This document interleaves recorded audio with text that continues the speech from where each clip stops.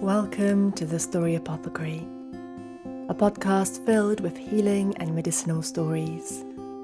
My name is Nana Tomova, and I'm a traditional storyteller and a pharmacist, and stories are medicines which I dispense. In this podcast, you'll find my prescriptions of stories for the body, mind, heart, soul, and for the earth. So I invite you to join me as we enter the healing world of stories together.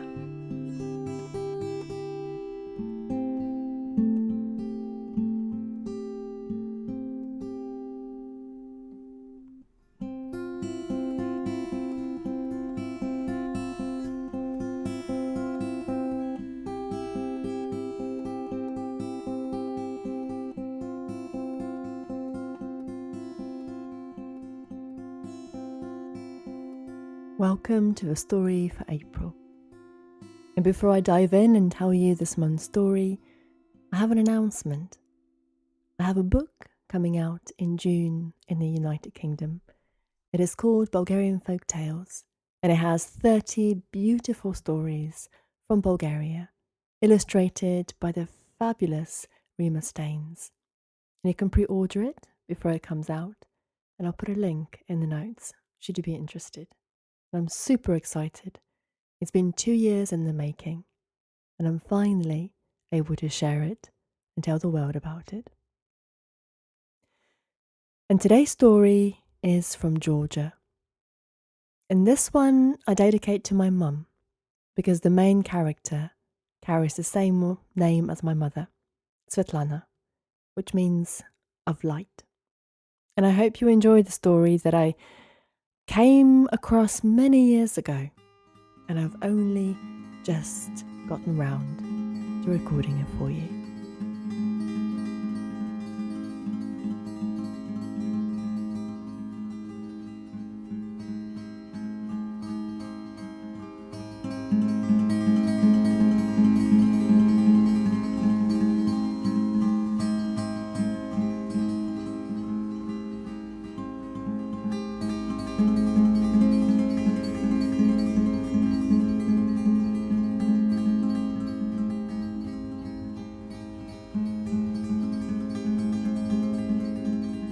A long time ago, there was once a man who had 2 children, a daughter whose name was Svetlana, and a son who he called Davit. The son, you see, loved to hunt more than anything. He loved to roam the forest next to his home, and it somehow made him feel closer to nature. And he would be there all the way until sunset. But one morning, when the usual time came for him to go out, he could not rise. He lay as if not of this world. He was as still and cold as stone. And all day he was like that. And only when the sun went down in the evening did life return into him. It is only then that he started speaking, only then that he moved about, only then did the flush of pink came to his face, to his cheeks. And from then on, it was the same day in, day out. During the day, he will be as still as stone, and at night he would come alive, and it seemed that that was his fate. No one knew. His father called doctors and wise men and women and magicians, but no matter how many healers, no matter how many old wise women came, nothing helped. When all had been tried, when many moons passed, when everyone had been desperate enough, and everything had been tried, his sister, Svetlana, decided to go and ask the sun himself about what could cure her brother. For surely, if anybody knew the answer, it would be the sun that resides into the heavens. He who sees everything under the earth, surely he would know. Before she left the house, on her feet, she put a pair of shoes made of stone. And she said to herself, until these wear out on my feet, I will not give up. My journey to the house, the palace of the sun will continue, no matter what. And she walked. Oh, she went through forests. She went through fields. She went through dunes and dales, from bramble and bracken. She walked for days, for weeks, for months. But can you imagine how far the palace of the sun really is? And she came one evening, in the first year of her travels, to a tiny village, to a dwelling. Have you room for me? She inquired, an old lady standing in the doorway of the first house that she passed. Ah, the woman said, all guests come from God. Therefore you're welcome here. Come in, come in. I don't have much, but whatever I have you can share. And she gave her a place to sleep by the fire, and they ate together in companionable silence bread and broth. But that night, Svetlana could not sleep, for she heard a woman screaming. All night she screamed. She screamed as if possessed. She screamed as if something was inside her. She screamed as if she was not far for this world. So much pain was this woman. And Svetlana, in the morning, she got the courage and asked the old lady, what was the reason for that woman's pain, that woman's anguish, her screams throughout the night? Oh, it's my son's wife, the old woman answered. It's a terrible, terrible thing. For 3 whole months she's been in labor. But that child would not be born. She hasn't slept. She has hardly eaten. The strength has left her body. Oh, we are desperate. Svetlana thought for a minute. And then she told the old woman the story of her journey, where she was going, why she was going there. And if I find the son, she said, I will ask him what will help your daughter-in-law. Oh, please, please, replied the old woman. And the next day, as the sun was rising from the eastern horizons, the old woman got up and prepared a bag of food for Svetlana to carry on her way. She walked even further. She slept wherever she can with her head on rocks, in coves and caves. She traversed the landscape. She walked for many months. Her feet sore, her shoes of stone, still made of stone. And one day she passed through a barren field, and there she saw a thin sheep, so thin, so scrawny as if almost life having left it. And the sheep was staring with hungry eyes at this beautiful verdant grass in the meadow beyond. Yet all that kept him was a thicket hedge. Svetlana looked at him. Why do you not go over and eat the grass, sheep? She asked. But the sheep answered with a question. Where are you going? The sheep asked. I'm trying to find my way to the sun, replied Svetlana. And she told again the story of her brother, why she was making that treacherous journey. When the sheep heard this, he smiled ever so gently, almost imperceptible.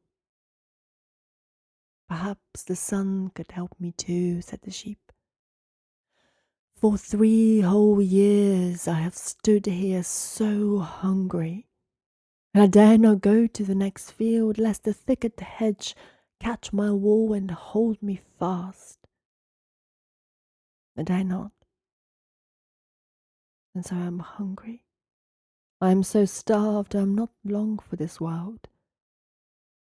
If I see the sun, Svetlana promised, I shall surely ask him to help you too. I promise. The sheep gave his gratitude, and once again Svetlana walked. She walked across so many forests and so many meadows. She walked across mud and sand. At last, in a clearing in the middle of the forest, she came to a stag whose antlers were so big, so tall, so huge, they were lost in the sky itself. Her neck was hurting by the time her eyes reached all the way up to where the antlers were. "Where are you going, my dear?" the stag inquired. Once more Svetlana told her story just like I have told you. "Oh, please," said the stag, "please. Please ask the sun for help. For you see, I dare not go into the forest, for my horns are so long.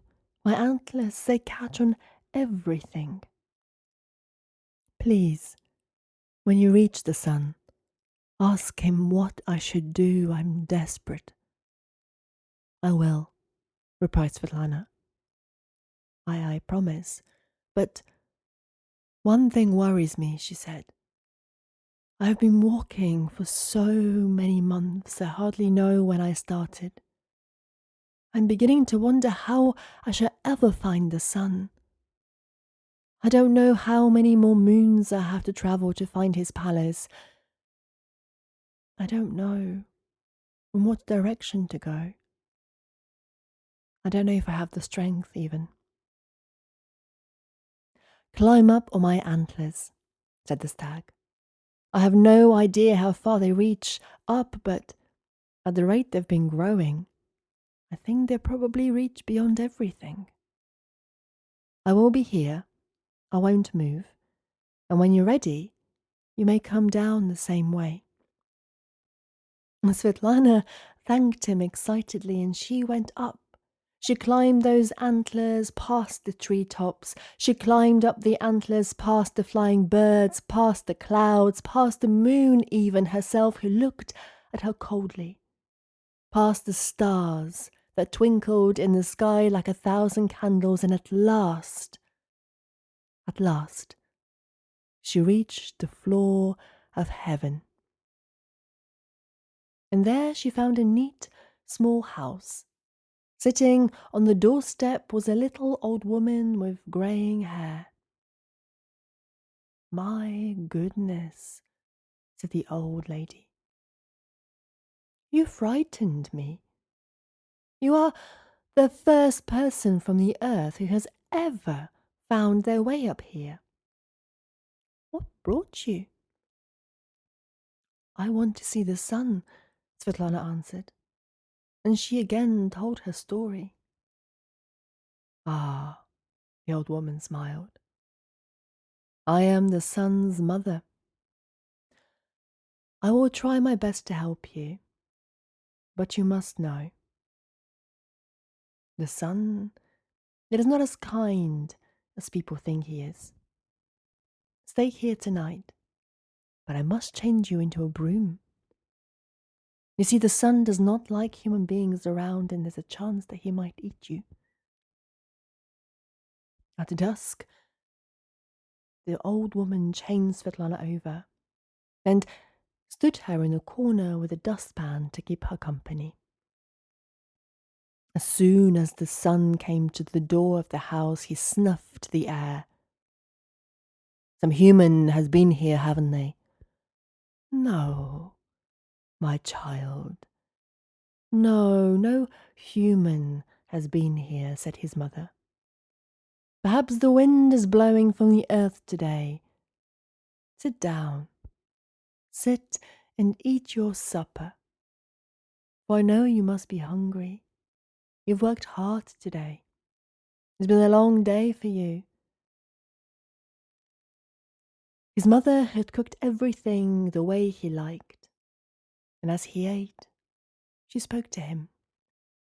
She often liked to do that, to ask him questions of where he had been and what he had seen, to tell him stories, to inquire about things. "You know," she said, "my life is sometimes very dull here. I am alone from dark, to dark. I am in this house every day, every week, every month. But for you, my son, oh, for you, it's a different thing altogether. You have the chance to see the whole world. Tell me of your experiences today. Tell me of what happened. Tell me of how human beings, or how you shine upon them. It's been a while since I've heard stories like that from you." Human beings. Why do you want to hear about human beings? They never do anything but make trouble for me, so I have to get rid of them. "What do you mean?" inquired his mother. "Why, not so long ago, a nice hazy day came. A good chance for me to throw my rays at my sweetheart the moon. But could I do that? No, because a young man kept shooting his gun at me until to get some peace, I had to strike him." At this, the son's mother got up. She took the broom, brushed a few crumbs away, and set the broom down by her chair. Close. "Will the young man never be cured?" she asked. "Yes," the son said, he could be cured. If he stays for 17 days in a curtained room where I find no chink to crawl through, no crack for sunlight to come through. If I never see him for 17 days, and then, yes, he will be cured." "Oh, think of that!" cried his mother in astonishment. "Lamp, broom, and walls. Do you hear how clever my son is? Tell me more, my dear. Tell me more. I suppose you see people in all kinds of trouble you might help, do you?" The son nodded as he ate his favourite meal.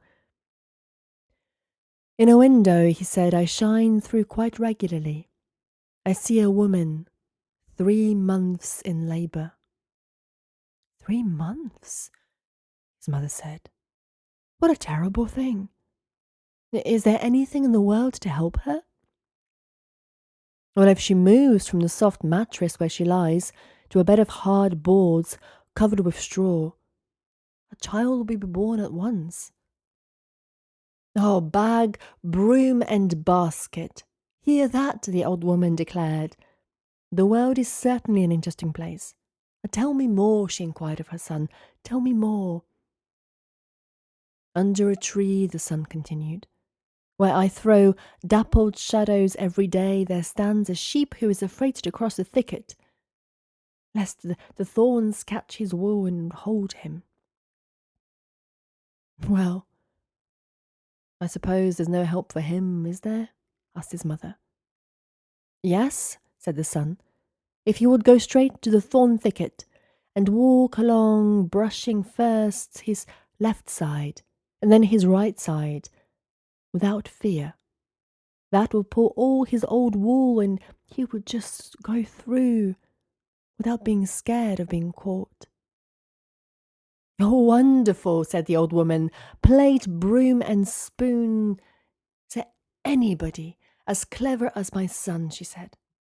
"I had no idea the things were like that, the things that you have seen recently on the earth. Does every animal get into some kind of trouble? The oxen, the cows, the deer?"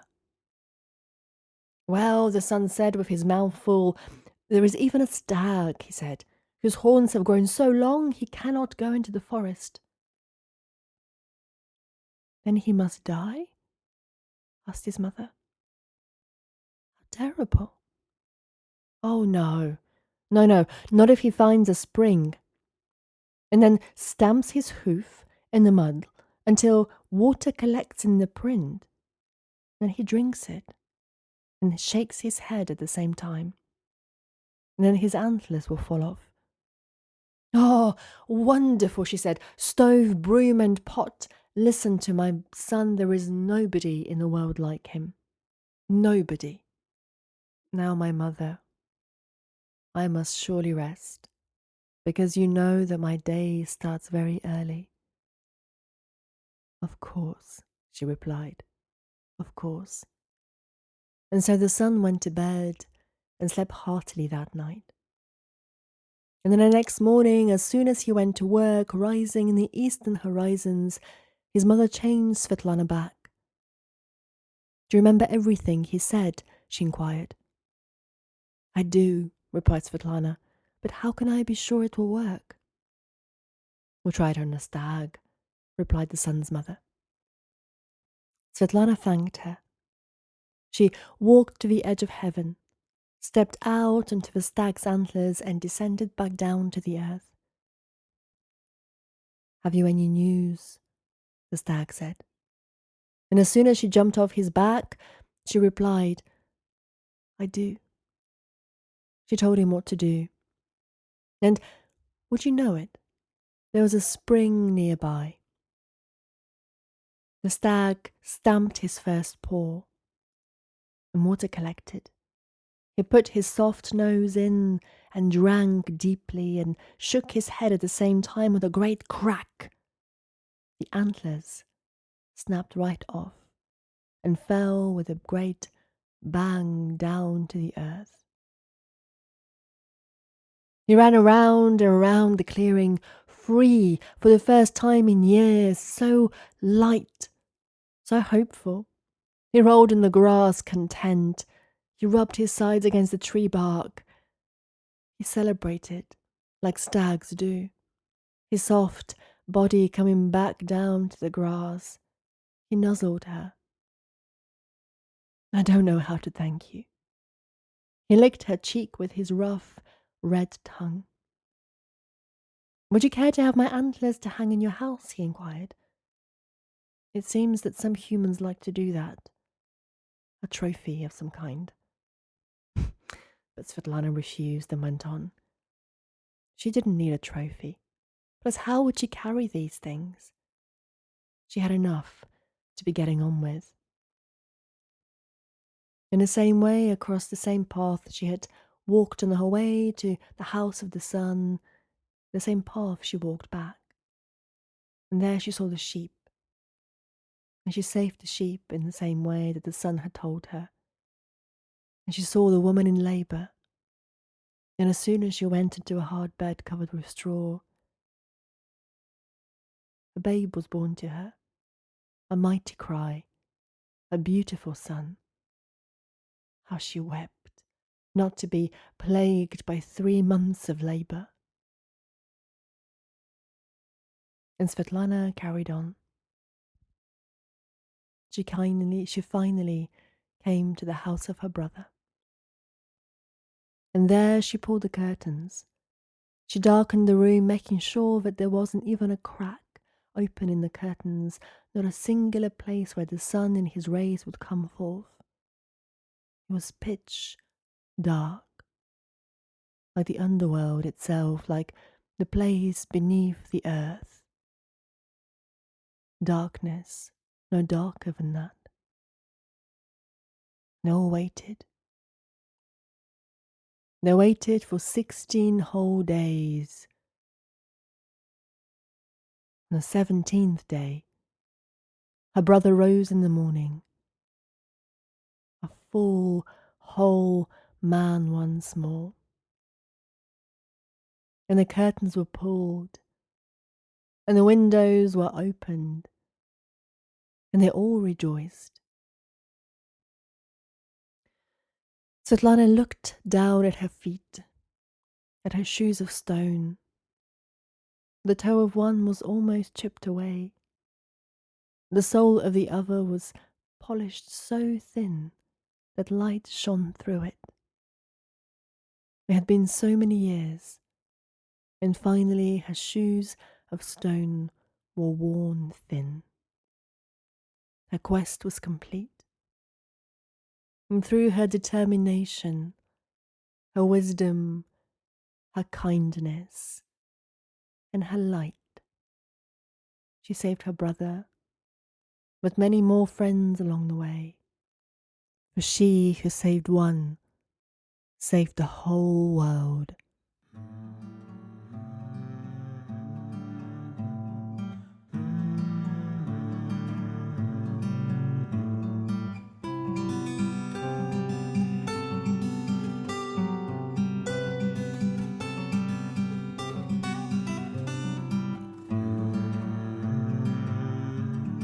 This story is a reminder that a difficult journey always starts with the first step, no matter where we're going.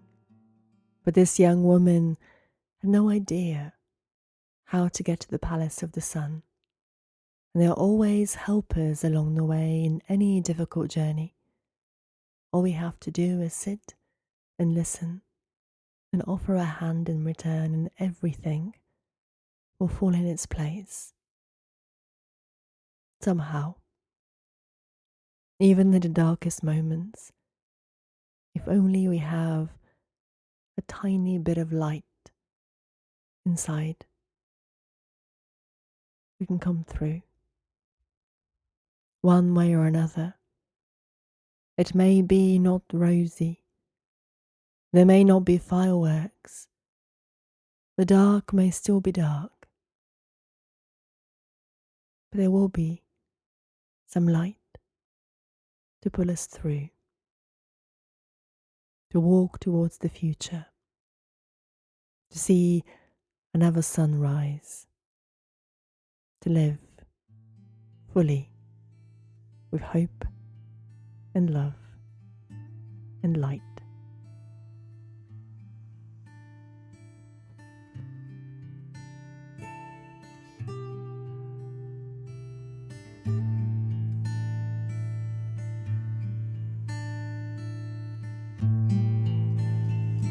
Thank you to In Feathers, as always, for the beautiful music.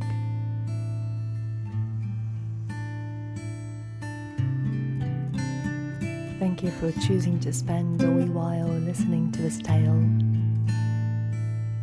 I hope that you carry it with you like a treasure in your pocket, and I look forward to seeing you soon next month for the beautiful few weeks. And come again, and maybe bring a friend. See you soon. Go well. Goodbye for now.